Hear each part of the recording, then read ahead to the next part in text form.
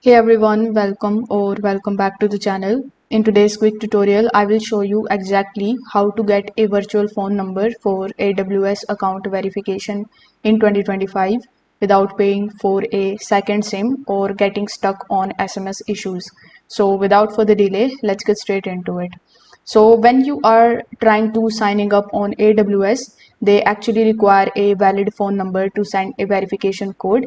Free disposable numbers usually don't work, and AWS actually blocks most of them.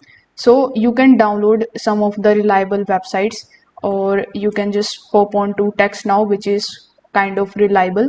You need to pay them because only paying services can give you the results. So here you can download it from the Google Play Store or App Store, and you can also get it on the Microsoft Store if you are using your PC. After signing up for their paid plan, you can basically create your account here and select the number and try using this number during the AWS sign up. If the SMS still fails, you can choose the call me option. This usually works better with the virtual numbers.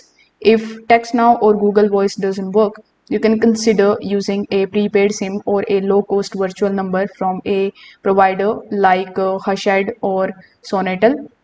So these are inexpensive and most reliable for receiving your AWS verification codes.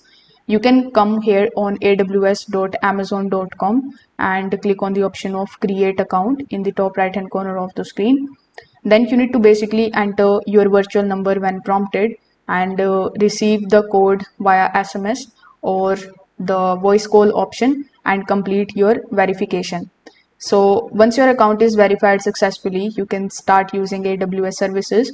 You don't need to keep using the same number unless you enable 2FA or receive any security alerts. So if this video helped you out, make sure that you like this video and subscribe to the channel. Thanks for watching.